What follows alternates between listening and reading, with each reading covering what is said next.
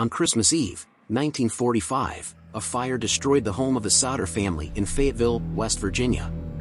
George and Jenny Sodder managed to save 4 of their children, but 5 more remained missing and were presumed dead.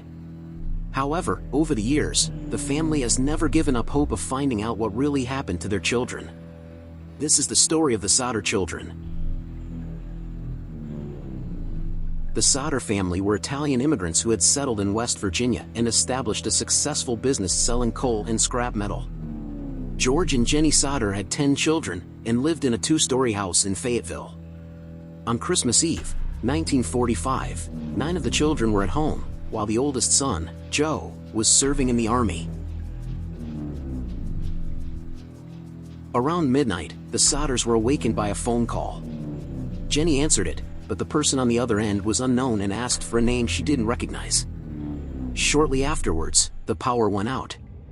At 1 a.m. Jenny was again awakened by the sound of an object hitting the house's roof with a loud bang. After another half hour she woke up again, smelling smoke. Jenny woke up George and with 4 of their children escaped the house. They yelled to the children upstairs but heard no response.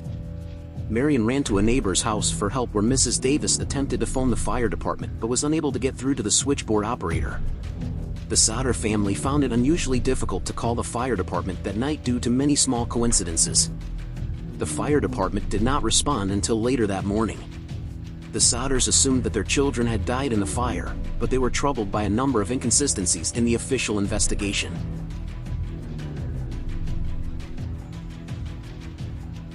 Firstly, there was no sign of human remains in the rubble of the house, even though the fire had burned for hours.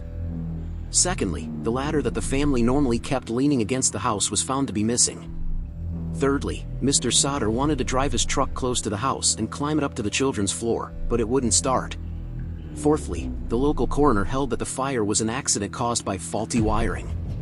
But George said that he had recently had the house rewired and inspected.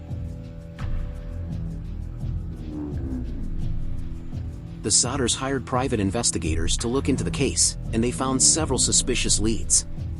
For example, one woman said she had seen missing children at a rest stop serve them breakfast the next morning after fire. Or another woman who had been watching the fire had seen some of the children peering out of a passing car while the house was burning.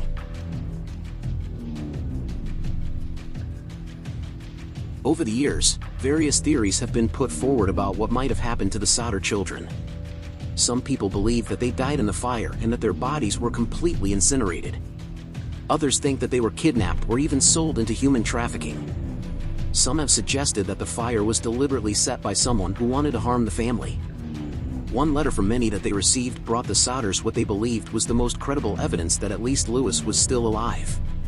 One day Jenny found in the mail a letter addressed to her, postmarked in Central City, Kentucky, with no return address.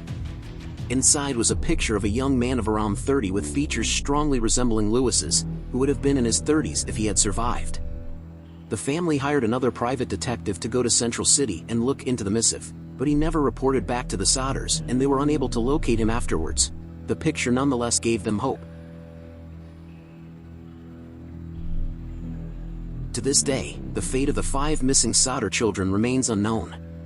The Sodder family has never given up hope of finding out the truth, and over the years they have pursued various leads and theories.